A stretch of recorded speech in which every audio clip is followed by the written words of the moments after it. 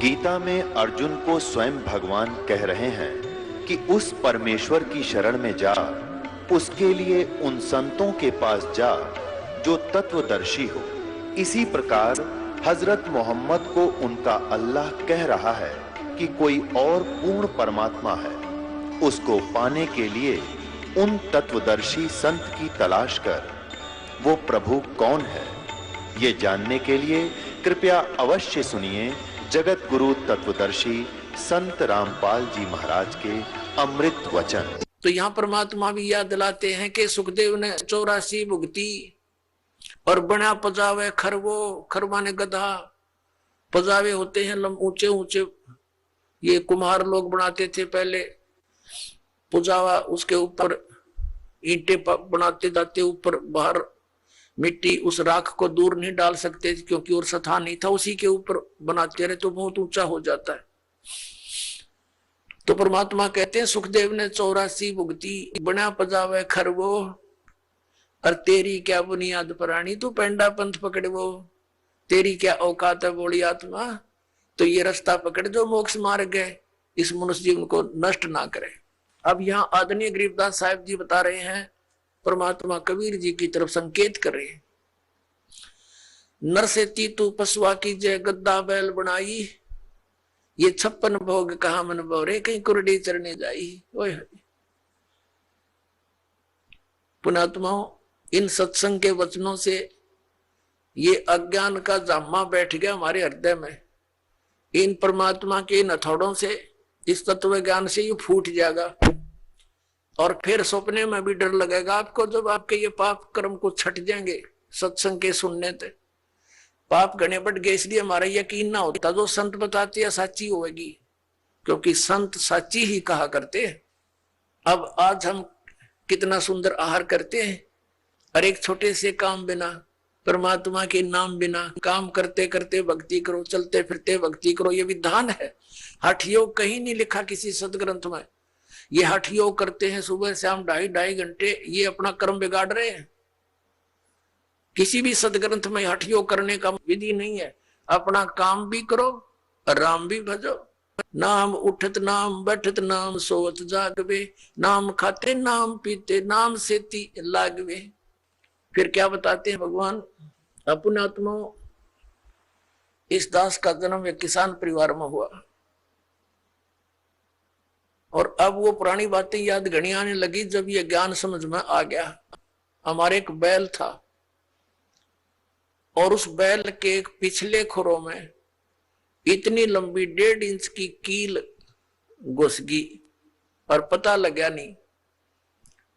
हाली उसको खेतों में ले गया, सारा दिन हल जोता, इतनी लंबी कील लगी, रात्रि सुबह वक्त से लेकर गया था। पैर में लंग घनी करे बैल, लेकिन रोका नहीं सारा दिन।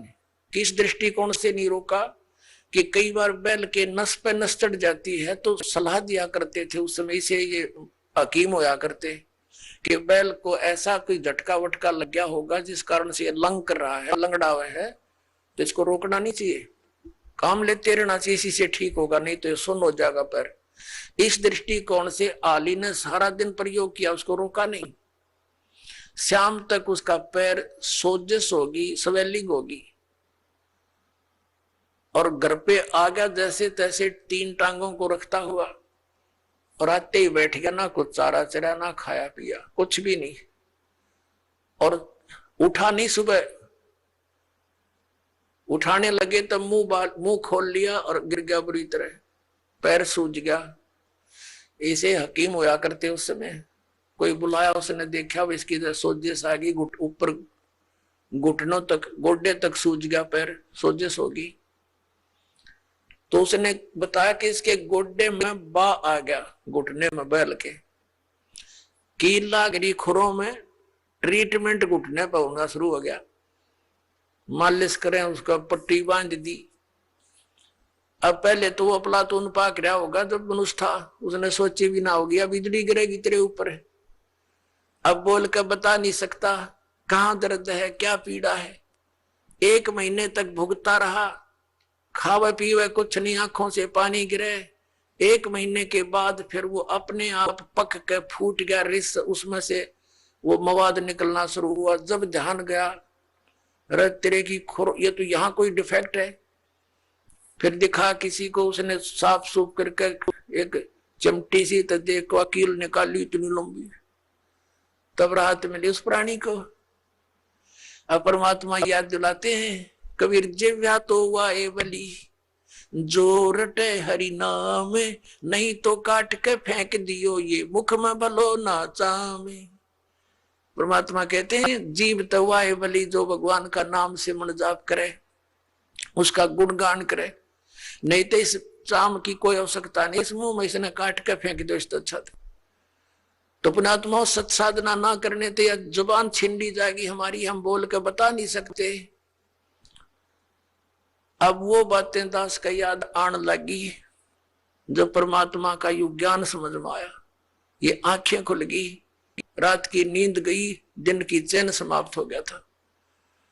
जब तक ये साधना नहीं मिली, और मिलने के बाद फिर सिरदर्द की बाजी ला दी। समझा है तो सिरदर पाओ, भौर नहीं रहे सादा।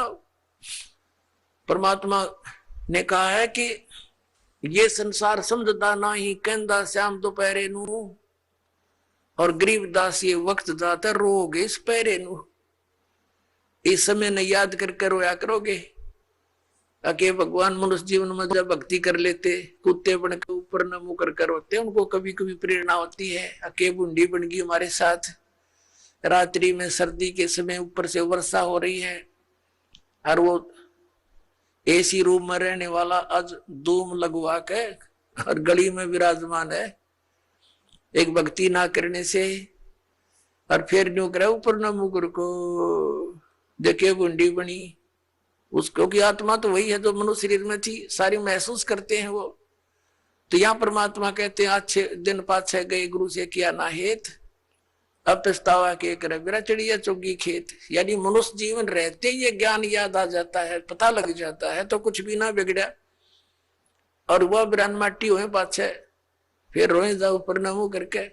गरीबदास ये वक्त जाता है, मनुष्य जीवन का समय जाता है, रोगे इस पैरे लू, इस समय न रोया करोगे जो सत भक्ति नहीं करी। और भक्ति कर रहे हो नकलियों के पास, वो भी रोएंगे, क्योंकि वो यूजलेस है, कोई मंत्र नहीं, कोई साधना नहीं, कोई ज्ञान नहीं उनका। तो वह भी बात बिगड़ रही है। पुण्यात्माओं, काल ने घना जुल्म करवा रखा है आपके साथ। परमात्मा की चाह आत्मा को बहुत युगों से, जब से परमात्मा से बिछुड़ी है, लेकिन काल ने अपने ये दूत छोड़ रखे हैं कि ये मिसगाइड रखे, परमात्मा तक ना जाने दे, और ही कई साधनाओं में उलझाए रखे। ये तो दयालु आते हैं, अपने समर्थता से हमें इस मार्ग को याद दिलाते हैं और इस पर दृढ़ करते हैं। ना काल इस पर होने ना दे। 100 मन में खरपतवार पैदा कर देता जब सत्ज्ञान सुनता है, और जब अज्ञान सुना करते आराम से बैठे रहा करते। जो भी कोई कहता सारी साची, और सच शुरू होती है तो ये झूठी लगती है, क्योंकि हमने अज्ञान गणा सुन रखे। अब साधना करते हैं तो गलत करते हैं। क्या बताते हैं परमात्मा? प्रेत शिला पे जा विराजे पितरों पिंड भराई, बोर श्राद्ध खान को आए ये काग भये कल माही। परमात्मा कहते हैं प्रेत शिला पे जा विराजे, भूत बन गए, भूत ये गलत साधना करके, और फिर पितरों पिंड भराई, फिर पिंड भरवाए, और बोर श्राद्ध खान को आए काग भये कल माही। पुण्यात्माओं, ये सरहद निकालते हैं, ये कहां से लिया इन्होंने ये जुगाड़? जबकि वेदों में मना है कि श्राद्ध नहीं निकालने चाहिए। ये भूत पूजाएं हैं, भूत पूजोगे तो भूत बनोगे। गीता जी अध्याय नंबर 9 के श्लोक नंबर 25 में कहा कि भूत पूजने वाले भूतों को प्राप्त होंगे, पितरों की पूजा करने वाले पितर बन जाएंगे, देवताओं की पूजा करने वाले देवताओं के पास जाकर उनके नौकर लगेंगे, और मेरी पूजा करोगे मुझे प्राप्त होगे। तो गीता जी में तो मना किया कि पितर पूजा भूत पूजा ये 13वीं करनी, अस्थि उठानी, गति कराने के लिए गंगा में डाल कानी, ये सारी शास्त्र विरुद्ध साधना है, वेद विरुद्ध साधनाएं है, ये नहीं करनी चाहिए। अरे हमारे धर्म गुरु इन नवगाटा जुड़वा रहे हमारा कि श्राद्ध निकालो, 17वीं 13वीं करो। अपने आत्मा परमात्मा कहा करते, रे भोली सी दुनिया सत्य गुरु बिन कैसे सरिया, रे भोली सी दुनिया सत्य गुरु बिन कैसे सरिया। अपने लला के बाल उतरवावे देख के चीना लग जइया। एक बुढ़िया लेकर जागी अपने पोते या पोती ने, कहा गुड़गांव में आड़ी पे अपने इष्ट धाम पर ले जाते हैं जहां पर भी, और वहां नाई बैठा होता है। और इन अज्ञानी धर्म गुरुओं ने हमारे को यह सलाह दे रखी है कि पहले बाल बच्चे के अपनी माता के ऊपर उतरवाने चाहिए इष्ट धाम पे।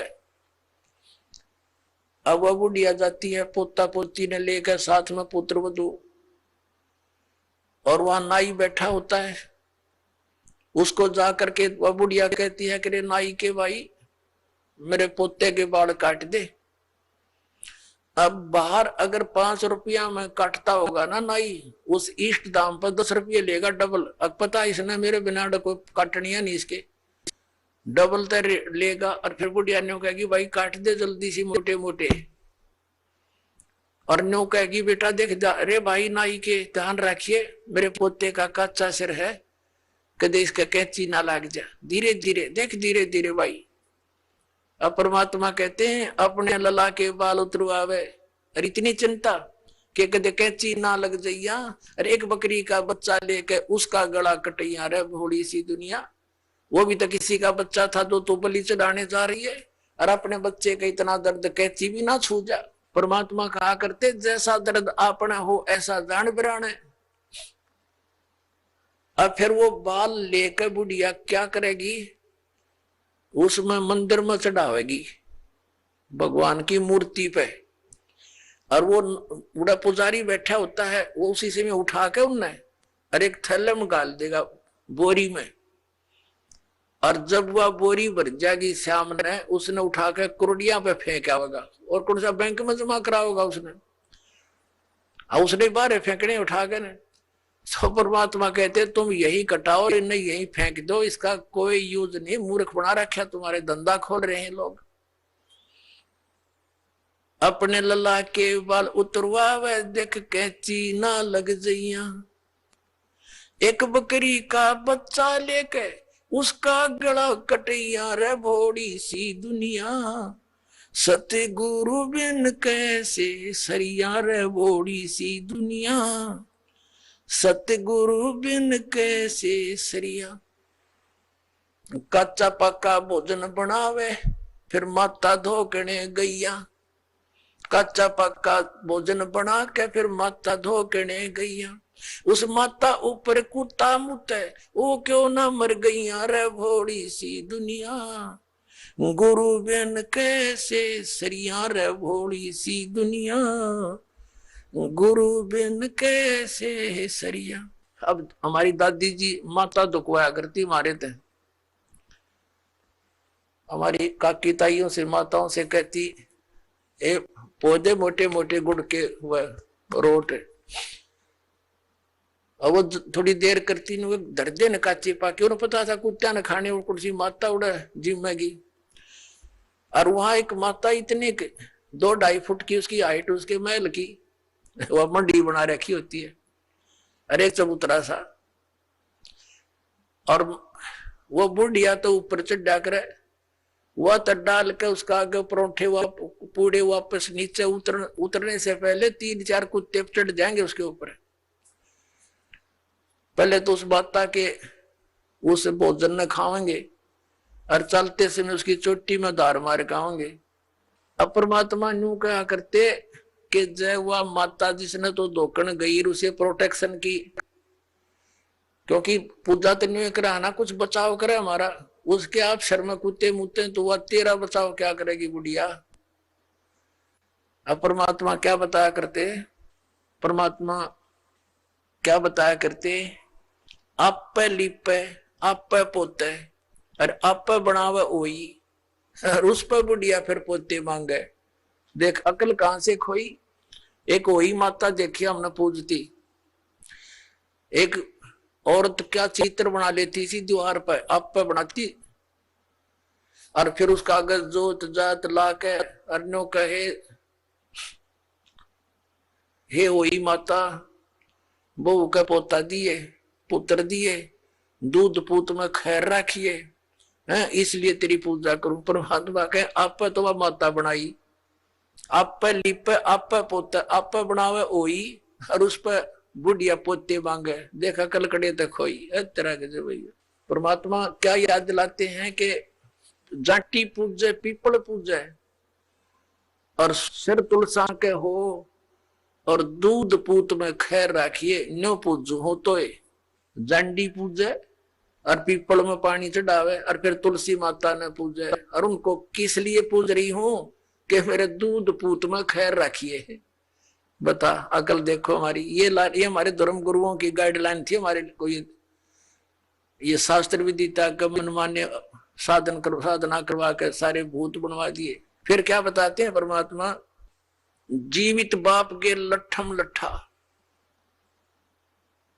और मुए गंग पुचैया, और जब आवे आसुज का महीना, और वो कौआ बाप बनैया रे बोड़ी सी दुनिया।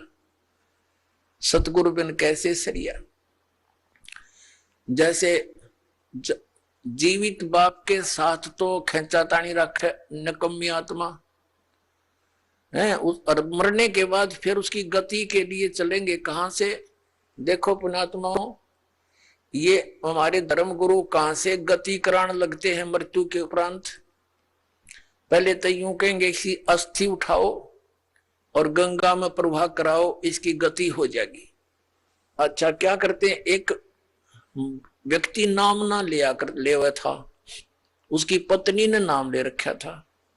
वैसे उसका अपनी पत्नी को मना नहीं करता था, ज्ञान से बहुत कुछ परिचित भी था, लेकिन उसके सामने एक बात आती कि मेरा पिताजी की मृत्यु होगी, और मैं यदि गंगा में अस्थि नहीं डालकर आया तो फिर मेरी आत्मा नहीं मानेगी, तो मैं इसलिए नाम नहीं लूं। एक दिन वो बता रही थी उसकी पत्नी कि मेरे तायसरे की मृत्यु होगी, यानी उसके ताऊ की, और वो लेकर गए उसकी अस्थियों को गंगा घाट पे। वहां बैठे वो पांडे, और वहां इन्होंने अपने अक्षेत्र बांट रखे हैं कि ये मेरे अक्षेत्र का, ये मेरे अक्षेत्र का। जाते ही पूछ लेते कहां से आए जी, वो बता दिया जी ऐसे ऐसे सोनीपत से आए। अच्छा अच्छा आज तुम हमारे हो, वो पकड़ ले गए। तो वहां जाकर उसने देखा, खोल कर पिछला सारा इतिहास बता देते हैं। तो क्या बोले वह, नो बोले यजमान इब कद बहुत जन्माए तेरा गजब भैयो। अब वो कह रही थी कि वो बतावा था उसका पति के मेरा माथा ठंडक्या कि दुश्मन तेनू बाट देखा हम रोज मरा, इन्हों कहा इब कद बहुत जन्माए गति करान। तो वो कहने लगा उसके बाद मेरा वहां से मन हट गया कि वो तो हमारी सारा दिन जो है ना ये कुशोण मनावे हैं। अपने आत्माओं गति करवा दी, किस गति करवा दी कि गंगा में अस्थि डलवा दी, होगी गति। फिर कहें 13वीं करो, 13वीं किस लिए कि गति कराने खातिर। अच्छा वह 13वीं भी कर दी। फिर कहें अब इसके सरहद निकालो, पहले प्रत्येक महीने किया करते, फिर छठे महीने और बड़ा व्यवस्था करते थे, और फिर 1 वर्ष के बाद वो कंप्लीशन होता था, उसका समापन करते थे। 1 साल में पूरे वर्ष लगे रहते थे गति कराने। और फिर क्या करते हैं परमात्मा कहते हैं, प्रेत शिला पैजा बिराजे पितरों पिंड भराई। फिर पिंड भरवा दो, पितरों की मुक्ति हो जाएगी। परमात्मा क्या कहते हैं, जीवित बाप के लट्ठम लट्ठा, हर मुए गंग पुचैया, और जब आया आसोज का महीना, कौआ बाप बनैया रे बोली सी दुनिया। अब फिर आगे श्राद्ध के समय आसोज का महीना, तो जिस तिथि को कोई घर का सदस्य मृत्यु को प्राप्त होता है तो हमारे धर्म गुरु वो तिथि नोट कर लेते हैं। आसोज के महीने में अमावस्या से लेकर पूर्णमासी तक उस किसी भी तिथि को मृत्यु होती है तो उस दिन विशेष कार्यक्रम करते हैं, श्राद्ध निकालते हैं। और सबसे पहले क्या करते हैं, वो बनाकर भोजन ऊपर रखते हैं छत पे, और उसी समय कौवे आकर खा जाते हैं। तो वो क्या कहते हैं हमारे धर्मगुरु, देखो भोग लग गए तेरे पिताजी, हो सकता कौआ बन रहे हो। अरे भले आदमियों, गति करान लागे थे, कौआ बना के छोड़ दिया। ये है इनके साधन।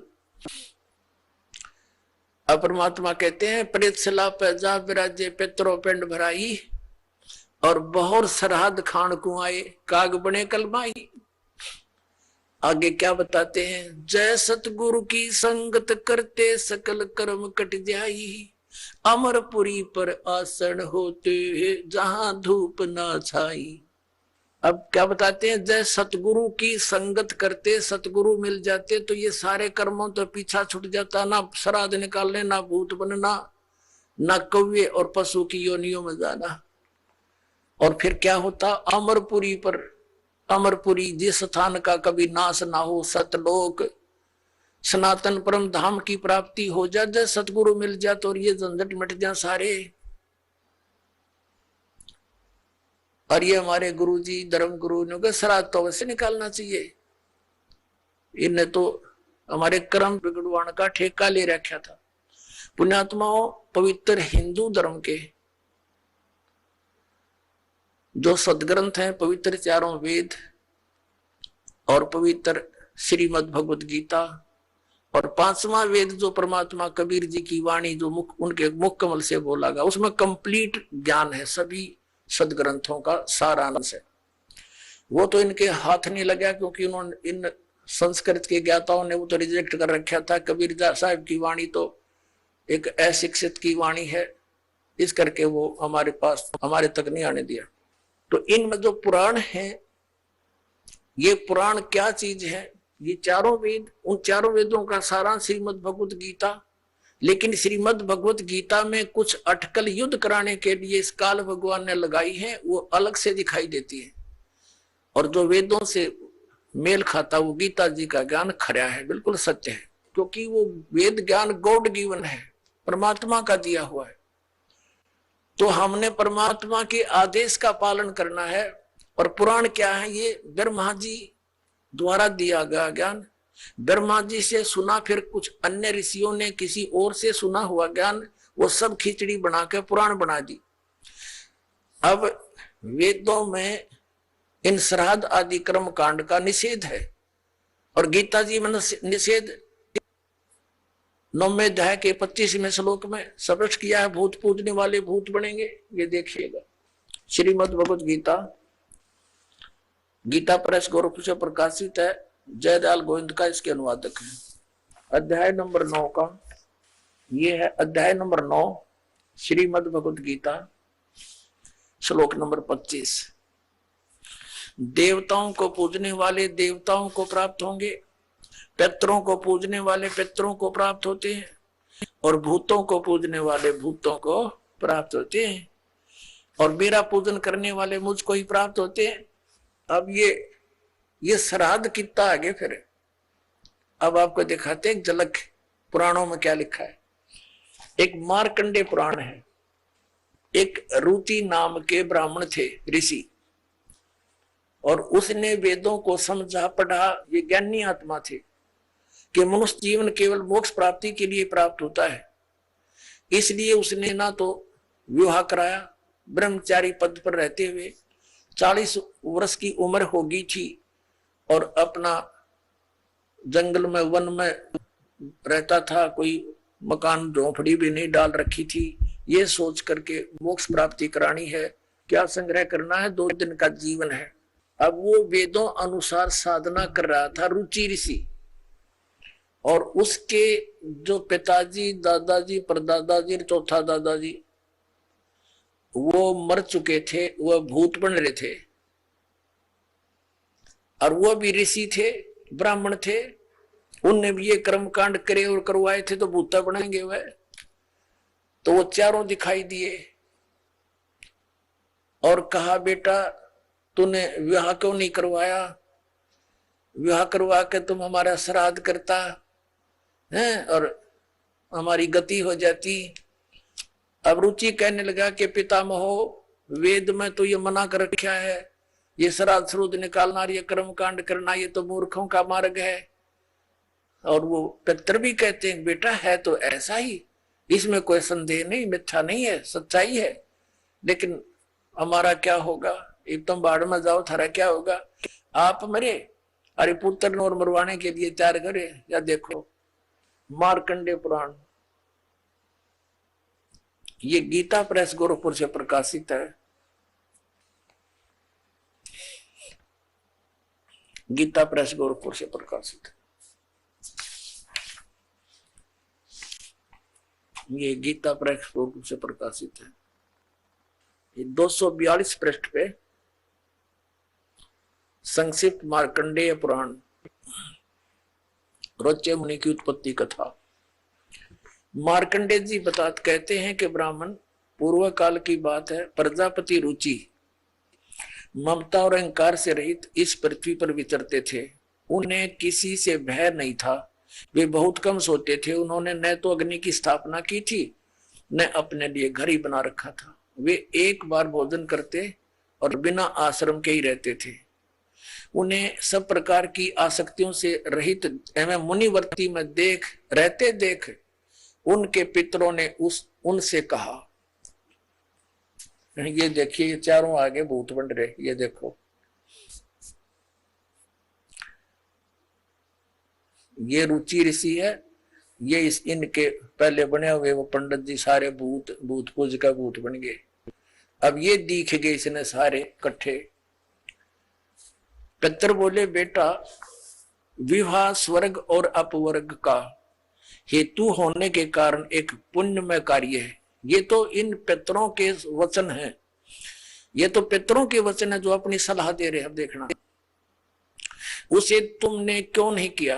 ग्रस्त पुरुष समस्त देवताओं, पितरों, ऋषियों और अतिथियों की पूजा करके पुण्यमय लोकों को प्राप्त करता है। वह सभा के उच्चारण से देवताओं को, शब्द से पितरों को तथा अन्नदान, बलि, वैष्णदेव आदि से भूत आदि प्राणियों एवं अतिथियों को उनका भाग समर्पित करता है। बेटा, हम ऐसा मानते हैं कि ग्रस्त आश्रम को स्वीकार न करने पर तुम्हें इस जीवन में कलेश पर कलेश उठाना पड़ेगा तथा मृत्यु के बाद और दूसरे जन्म में भी कलेश ही भोगना पड़ेगा। रुचि ने कहा, पितरगण, परिग्रह मात्र ही अत्यंत दुख एवं पाप का कारण होता है तथा उसे मनुष्य की अधोगति होती है, उससे मनुष्य की अधोगति होती है। यही सोचकर मैंने पहले से त्री संग्रह नहीं किया। अब यहां देखो, पितर बोले बेटा, जितेंद्रिय होकर आत्मा का प्रक्षालन करना उचित है, किंतु तुम जिस मार्ग पर चल रहे हो वह मोक्ष मार्ग है। बता, इसने तो घटिया मान रहे मोक्ष मार्ग ने कि तुम जो कर्म कर रहे हो, जिस मार्ग पर चले तो मोक्ष मार्ग है। हरिभाम बतावांगे पितृवृंद का मार्ग। देखिए, रुचि ने पूछा, पितामहो, वेद में कर्म मार्ग को अविद्या कहा गया है।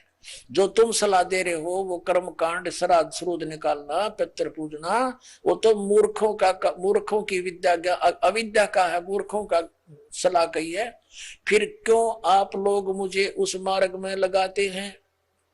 पितर भी कहते हैं, पितर बोले, यह सत्य है कि कर्म को अविद्या ही कहा गया है, इसमें तनिक भी मिथ्या नहीं। फिर थोड़ा सिर बच गया, फिर क्या रह गया बता भाई, ये हमारे पुराणों में लिखा है। अब इस बात को पितर भी मानते हैं, आप जो साधना करें तो मोक्ष मार्ग है, और आप फिर उसको सलाह दे रहे हैं भूत पूज, श्राद्ध निकाल, ब्याह करवा, अरे यो नरक मार्ग है। और आप भी मानते हैं कि आप जो मार्ग अपना रहे हो तो मोक्ष मार्ग है। और रुचि कहता है वेद के अंदर तो इसको अविद्या, मूर्खों की साधना बताइए, तो पितर भूत पूजना, श्राद्ध निकालना, और पितर स्वीकार भी कर रहे हैं, कहा ऐसा ही है, इसमें कोई मिथ्या नहीं। फिर ये बकवाद घट रखी, गुरु ऐसा कर ले, पितर ऐसा कर देते हैं, पितर पुत्र दे देते हैं, टट्टू दे देते हैं, आप भूखे मरे। बतावे मूर्ख बना रखा। एक थोड़ी सी झलक दिखाते हैं आपको इसी मार्कंडे पुराण में। इन कहां से ले रखे ये श्राद्धा के सिलसिले। एक मंदालसा नाम की औरत थी, उसने अपने पुत्र को शिक्षा दी, हरवा ये ले रहे हैं। देख मार्कंडे पुराण के अंदर है, यही आपको सुना रहे हैं। ये काशी पृष्ठ से थोड़ा सा लेंगे। मंदालसा बोली महाराज, ये मंदालसा ज्ञान देती हुई आ रही है। मंदालसा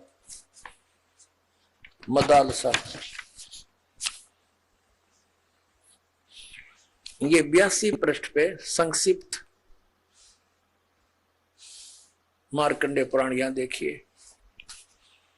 अब ये क्या सलाह दे रही है कि जो पितर देवलोक में है और जो त्रिक योनियों में ये पशु पक्षी बने हुए हैं और जो मनुष्य योनियों में एवं भूत वर्ग में स्थित हैं, भूत बन रहे हैं, और वे पुण्यात्मा हो या पापात्मा, जब भूख प्यास से विकल होते हैं तो वे अपने कर्मों में लगा हुआ मनुष्य पिंड दान तथा जल दान के द्वारा उन्हें तृप्त करता है।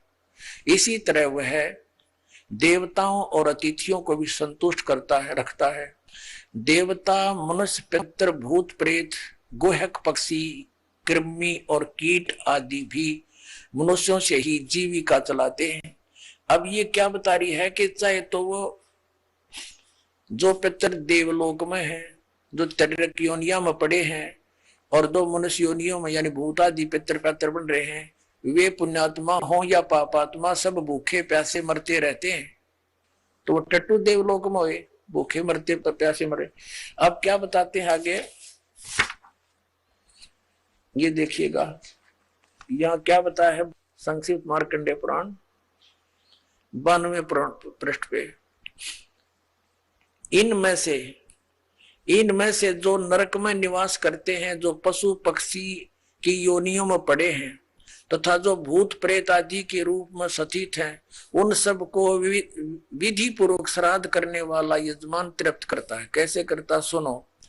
मनुष्य पृथ्वी पर जो अन्न बिखेरते हैं उनसे पिशाच योनि में पड़े पितरों की तृप्ति होती है, जो जमीन पर दाने डाल देते हैं। बेटा स्नान के वस्त्र से जो जल पृथ्वी पर टपकता है उससे वृक्ष योनि में पड़े हुए पितर तृप्त होते हैं। जो रूख वृक्ष बन गए उन नन्यों का ना का जो वस्त्र ने छोड़ दिए ना, वो वृक्ष योनि में पड़े हुए तृप्त हो जाएंगे। अरे भले आदमियों। अब ये एक बार क्या था, परमात्मा कबीर जी काशी में गंगा घाट पर चले गए। गंगा का घाट बना हुआ है, वहां पर ये ब्राह्मण लोग सूर्य को यानी ऐसे सूर्य की तरफ मुंह करके गंगा से जल उठावें और वहीं डाल दें। कबीर साहब बढ़कर उसमें गंगा में घुटनों पानी में और ऐसे नौकरन लगे गंगा के जल को, पटरी पर फेंक रहे पूरी स्पीड तक। अब वो सारे पंडित जी अपना काम छोड़ के कबीर साहब की ओर देखने लगे। कहने लगे वो कबीर ये क्या कर रहा तू। कबीर जी बोले आप क्या कर रहे हो। मैंने ना पूछा, तुम क्यों पूछ रहे हो मेरे से। पहले आप बताओ आप क्या कर रहे हो। कि हम अपने पितरों को स्वर्ग में जल भेज रहे हैं। ये हम यहां जल डाल रहे हैं ना, ऐसे मंत्र बोलकर ऐसे सूर्य की तरफ मुकर के, ये वहां स्वर्ग में हमारे भूखे प्यासे पितरों को जल प्राप्त होगा। परमात्मा बोला मैंने एक बगीची लगा रखी अपनी झोपड़ी के आगे और मैं उस बगीची को सींच रहा हूं। फिर मंडके खड़े हो गए। तो वो कहने लगे रे भोले आदमी इतनी दूर कैसे जाएगा जल, ये तो यहीं पड़ा है। वो तेरी झोपड़ी के आगे बगीची जो छोटी सी लगा रखी, वो कैसे सिंचाई होगी इससे।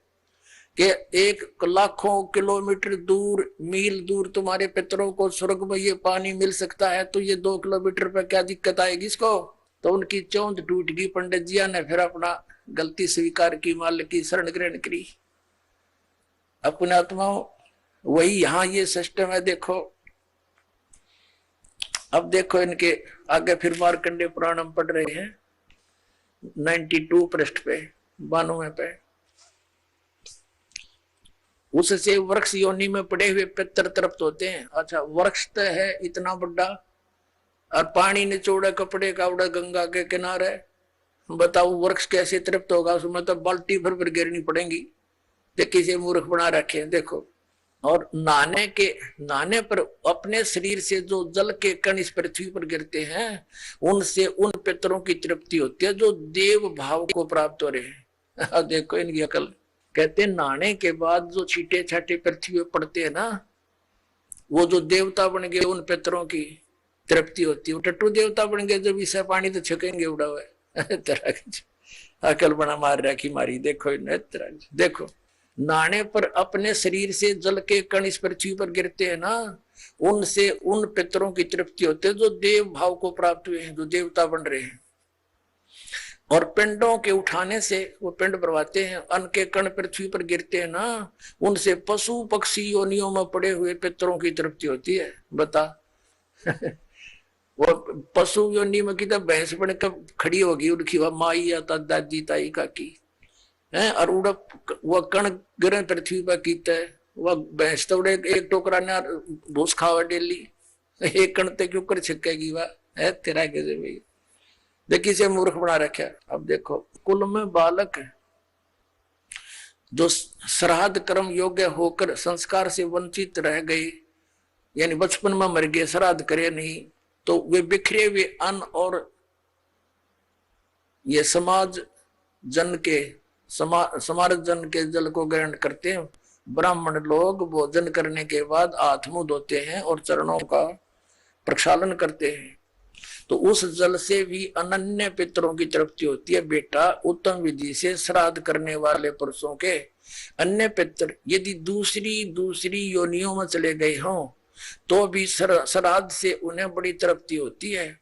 अनन्य उपार्जित धन से जो श्राद्ध किया जाता है, उससे चंडाल आदि योनि में पड़े पितर तृप्त होते हैं। अब जो भूत प्रेत पितर की तरह वृक्ष बन गए, कोई भैंस बना खड़ा है, कितने कोई काटड़ा बन रहा है, इन्हों के वो भी तृप्त होंगे। वो थोड़े छक्के दो दड़ी खाओ एक कब जब पेट भरे। एक बार आदरणीय गरीबदास साहिब जी गांव छुड़ानी में हुए, जिनको परमात्मा मिले थे और सचखंड ले जाकर वापस छोड़ा था, उन्होंने फिर ये ज्ञान दिया। एक उनका शिष्य था किसान, और वो गरीबदास साहिब जी के पास बहुत समय बैठता था, प्रतिदिन सत्संग सुनता था, दिन में विचार सुनते रहते थे, बैठ जाते थे। तो वो एक दिन नहीं आया। गरीबदास जी ने पूछा, भाई कल क्यों नहीं आया? अगले दिन जब वो पहुंचा, उसने बताया कि महाराज जी कल मेरी माँ का श्राद्ध था और हमारे गुरुजी वो पंडित जी आए थे, उन्होंने श्राद्ध निकाला, उसमें सारा दिन बिजी रहा मैं। अच्छा भाई। फिर कहने लगा, जी कल भी नहीं आन पाऊंगा मैं। पर गरीबदास जी ने पूछा, कल क्या बात है? कि कल मेरे पिताजी का श्राद्ध है। अच्छा। परमात्मा पहले भी बहुत समझाते थे गरीबदास साहब जी, लेकिन हमारी बुद्धि इतना काम नहीं करती, हम संसार के व्यवहार को घड़ा में तो देते हैं। तो कभी गरीबदास जी ने कहा, भी एक काम करना बेटा, जब तेरे पिता का श्राद्ध निकाल ले तुम्हारे वो ब्राह्मण जी, उसके बाद 2 व्यक्तियों का खाना ले आना यहाँ पर। अब उस व्यक्ति ने सोचा गुरुजी अपने लिए मंगाते होंगे। जब उनके गुरुजी ने सारा काम कर लिया, तैयारी उसने सब लगा दिया, भोग भाग कौवे कावे छका दिए, तो बाद में बचे हुए 2 रोटियों का 2 मनुष्यों का खाना लेकर के वो गरीबदास जी के मकान में आ गया। गरीबदास जी भी गृहस्थी थे, बाल बच्चेदार थे, किसान थे, लेकिन परमात्मा से परिचित हो चुके थे, तत्व ज्ञान से परिचित थे। उस भगत का ही खेत था, उसमें एक जोड़ी थी, छोटा सा तालाब जिसको लेट बोले। जब वो व्यक्ति लेकर आ गया 2 मनुष्यों का भोजन, गरीबदास जी कहने लगे, आजा मेरे पीछे पीछे। अब उस व्यक्ति ने सोचा खेतों में कोई साधु संत आए होंगे, इनसे मिलने आते रहते हैं। वहां जाकर उस लेट से, उस जोहड़ से 1 किलोमीटर दूर उस खेतों में जो तालाब होते थे छोटे छोटे, पशुओं के पानी के लिए उसमें स्टोर कर लेते थे जल, तो उसके चारों तरफ झुंड खड़े हो जाते थे, झाड़ बोझड़े कांटेदार झाड़ियों के गुच्छे से बन जाते थे।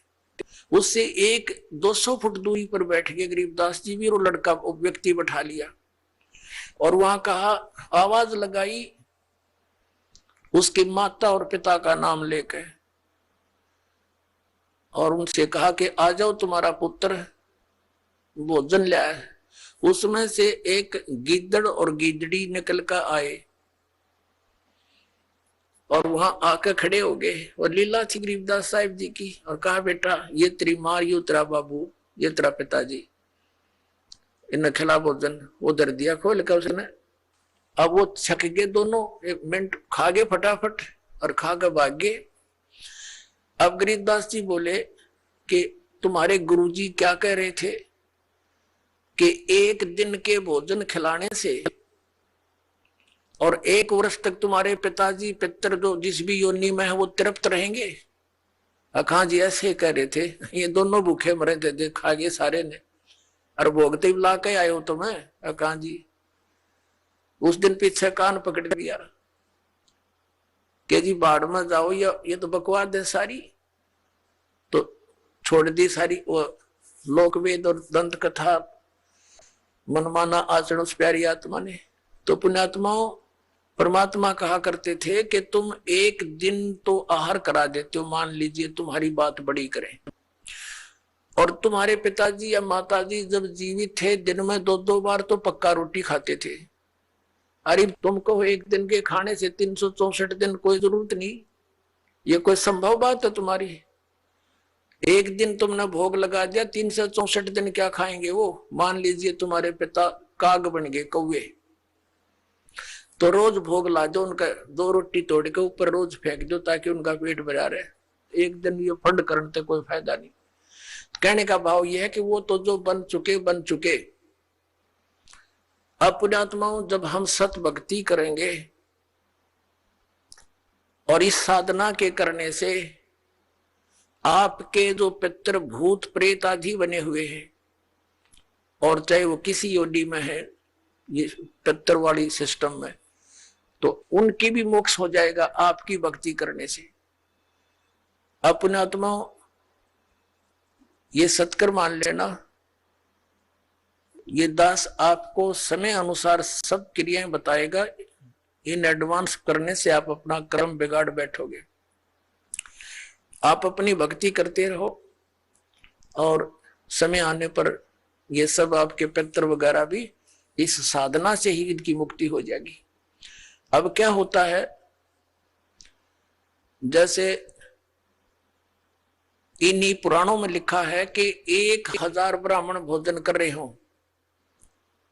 जैसे इन्होंने पितरों की और भूतों की श्राद्ध की वो विधि बता रखी है। पितरों के लिए भोजन कराओ, ब्राह्मणों को तो ऑड नंबर में हो, जैसे 1, 3, 7 यानी 5, 7 ऐसे हो, और बाकी इवन नंबर में हो, ऐसी संख्या में जमाने चाहिए। और इसी विष्णु पुराण में लिखा है कि 1000 ब्राह्मण जिमते हो, भोजन कर रहे हो, और उनके सामने एक योगी माने भगत, सच्चा भगत, सत्साधक, सत साधना करने वाला परम अक्षर परमात्मा का जो साधक है वो वास्तव में भगत योगी होता है। योगी का अर्थ ये नहीं ये पेट का पानी हला के दिखा दे आसन उसन कर रहा हो ना, ये योगी नहीं। ये तो एक वो है अपनी, समझ लो ये प्राकृतिक चिकित्सक कह सकते हैं, वो योगी है। योगी का अर्थ होता है भक्त, परमात्मा से मिलने की जो कोशिश कर रहा है वो योगी है, भक्त यानी सच्चा साधक। ये आइए अब हम उन श्रद्धालुओं के अनुभव जानते हैं जो जगत गुरु तत्वदर्शी संत रामपाल जी महाराज जी से दीक्षा प्राप्त कर चुके हैं तथा उनके द्वारा बताए गए भक्ति मार्ग पर चल रहे हैं। जी नमस्कार। नमस्कार सर जी। क्या नाम है जी आपका? जी मेरा नाम ललित भारद्वाज है सर जी। ललित जी कहाँ से आए आप? सर वैसे तो मैं प्रॉपर छत्तीसगढ़ का रहने वाला हूँ, लेकिन रोजी रोटी के मामले में काम करने के लिए यहाँ पुणे में काफी दिन से रहा हूँ। बहुत जी सर, संत रामपाल जी महाराज जी की शरण में आने से पहले आप क्या भक्ति साधना करते थे? सर जी मैं सदगुरु संत रामपाल जी महाराज के शरण में आने से पहले हनुमान जी का उपासना करता था, व्रत करता था, शिव जी का भी व्रत करता था सर जी। उससे कुछ लाभ फायदा के तो मेरे को मालूम नहीं चला सर जी कि क्या लाभ होते क्या फायदा होते हैं, क्योंकि उस समय चल रहा था जैसा भी चल रहा था, हमारे पुण्य कर्मों के हिसाब से जो भी जैसा चल रहा था। तो क्या पहले आपने कोई गुरु भी बनाया था? नहीं सर जी, पहले तो गुरु नहीं बना रखा था मैंने कहीं सर। सर, जब आप भक्ति साधना कर रहे थे तो आप संत रामपाल जी महाराज जी की शरण में क्यों आए? सर जी, संत रामपाल जी महाराज के शरण में मैं ऐसा आया कि एक मेरे दोस्त है, वो कॉन्ट्रेक्टर था, तो हम उसके पास काम करते थे सिविल लाइन में। तो सर जी उन्होंने मेरे को ज्ञान गंगा पुस्तक दिया पढ़ने को, और मेमोरी में मेरे संत रामपाल जी महाराज के सत्संग जाला। तो मैं पुस्तक पढ़ता पढ़ता ज्ञान गंगा पढ़ते रहा, भगत जी सत्संग सुनते रहा। तो मेरे को कुछ ऐसा लगा कि ये संत जो सत्संग में देखता था मेमोरी में मोबाइल पे, तो पूरे शास्त्र को खोल करके अपने आप को दिखाता था सर जी। बाकी के संत क्या करते हैं, ग्रंथ सामने रखते हैं, मुंह से बोलते हैं कि यहाँ पे लिख ले, हमको समझ में नहीं आते सर, जो बोलते वही समझते हैं।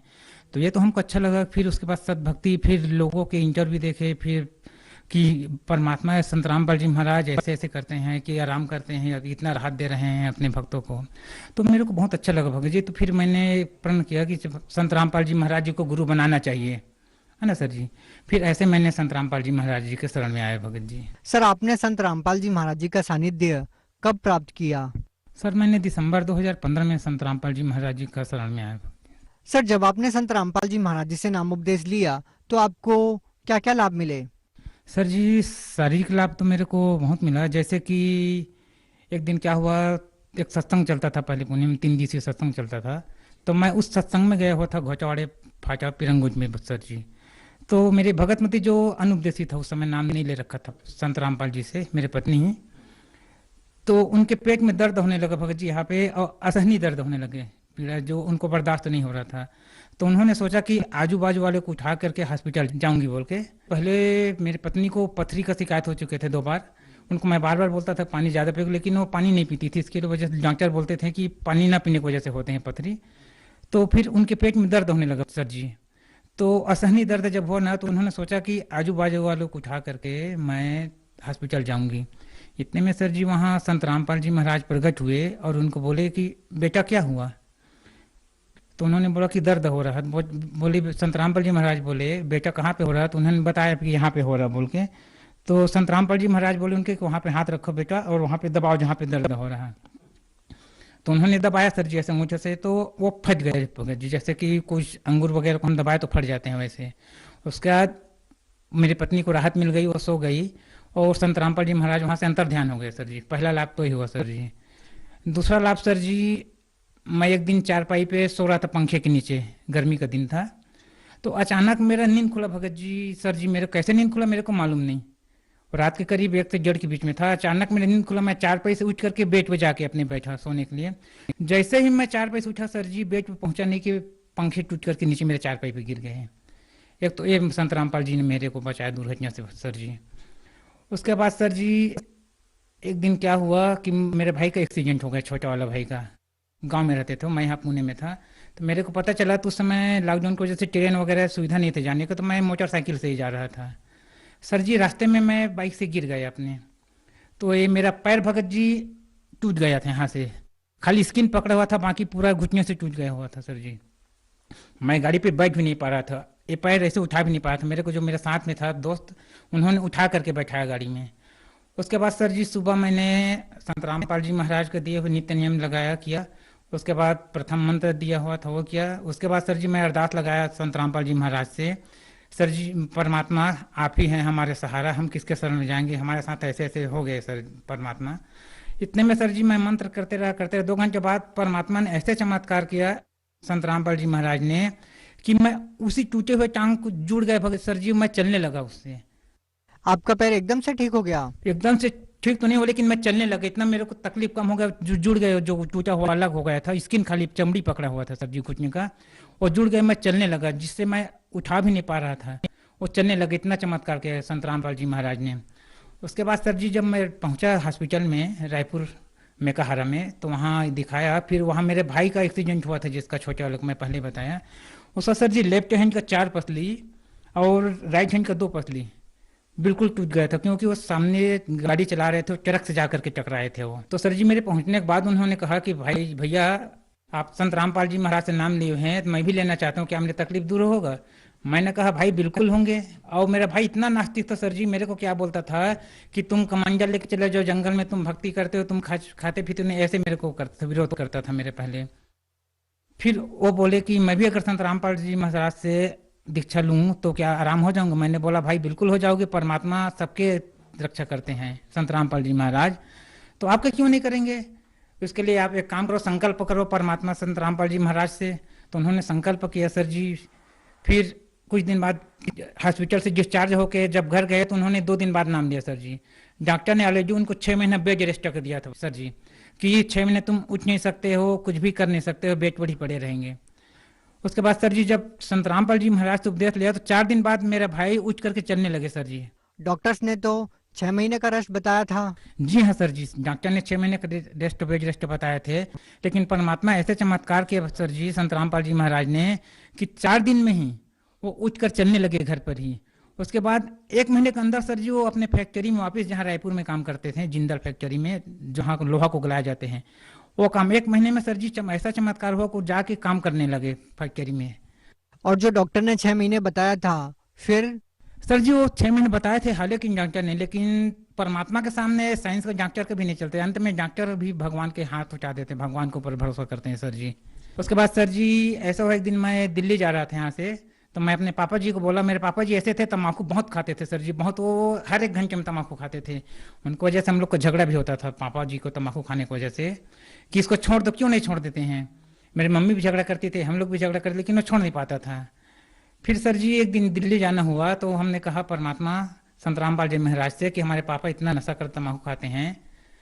तो मैंने भगत आए थे उनके साथ में बुलाया सर जी मेरे पापा जी को।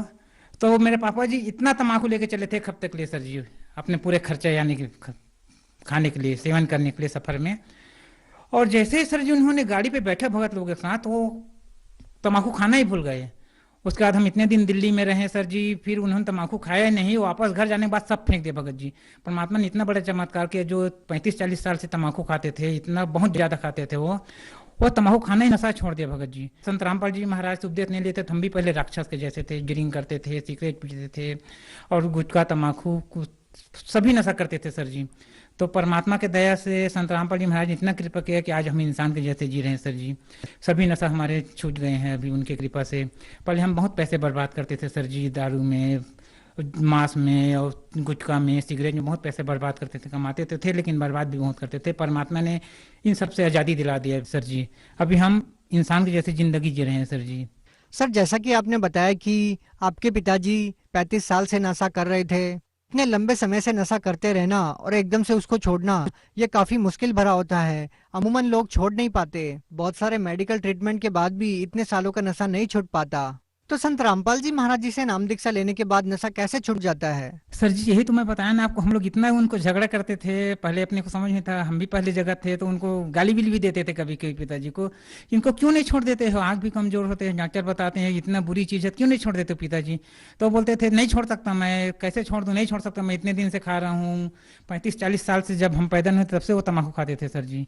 लेकिन ऐसे ही संत रामपाल जी महाराज ने इतना दया की, इतना चमत्कार किया सर जी कि वो अचानक ही सभी गाँव में उनके जो साथी वो भी अचंभा हो गए, देखते ही अचरज मानने लगे कि ये तुमने, मेरे चाचा लोग आते हैं कि भैया तम्बाकू दो ना, तो बोलते हैं कि मैं तो छोड़ दिया है।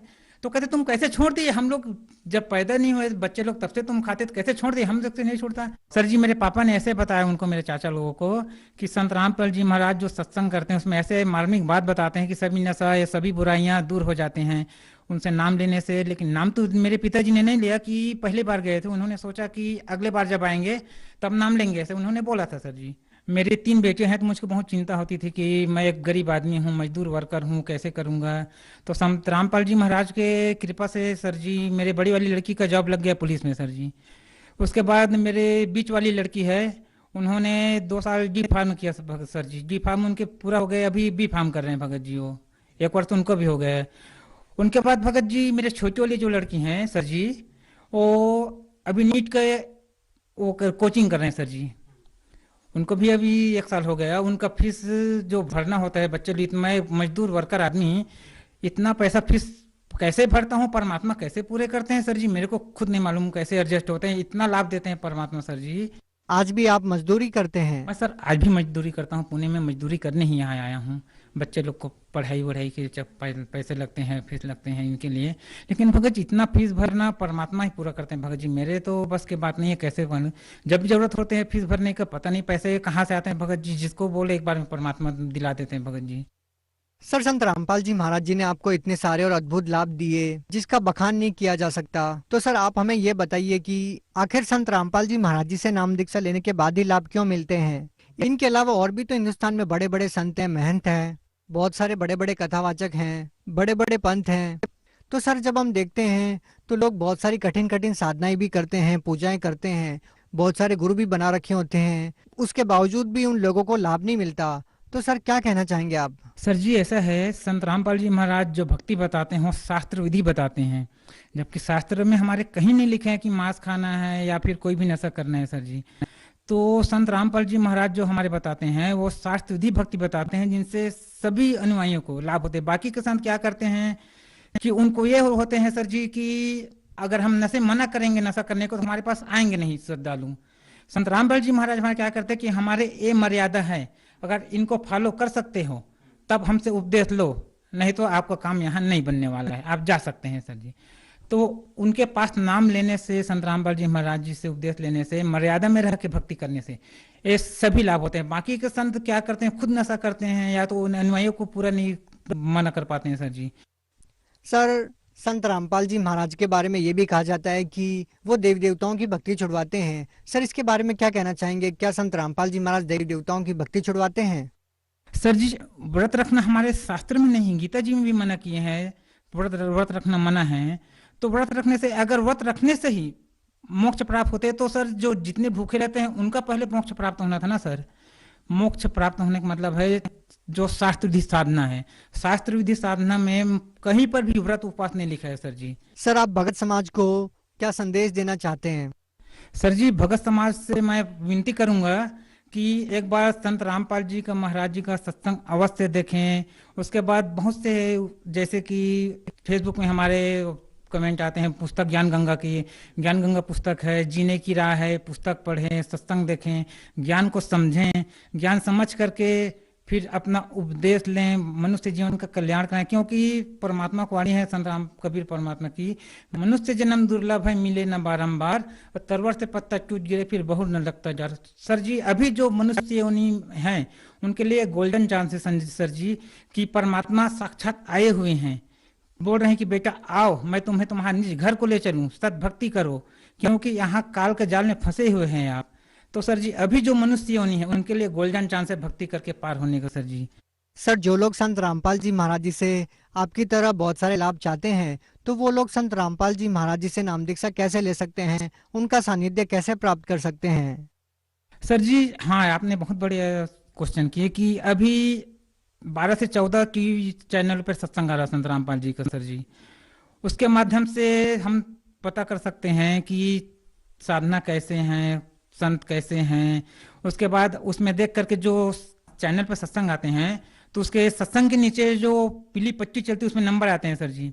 आप चाहे जहां भी कंट्री से हो वहां से आप नंबर पे कॉल करेंगे तो पता आपको चल जाएगी नामदान सेंटर कहाँ है, वहां से आप फोन करके पता कर सकते हैं कि हमको नाम कहाँ से मिलेगा। आजकल तो परमात्मा ने इतना सुविधा कर दी, संत रामपाल जी महाराज ने ऑनलाइन घर बैठे सुविधा मिलता है, नाम उपदेश मिलता है सर जी। तो मैं सभी भाई बहनों से हाथ जोड़ के विनती करूंगा कि अपने मनुष्य जीवन का लाभ उठाएं, कल्याण करवाएं संत रामपाल जी महाराज जी से उपदेश लेकर के सर जी। बहुत बहुत धन्यवाद। नमस्कार सर।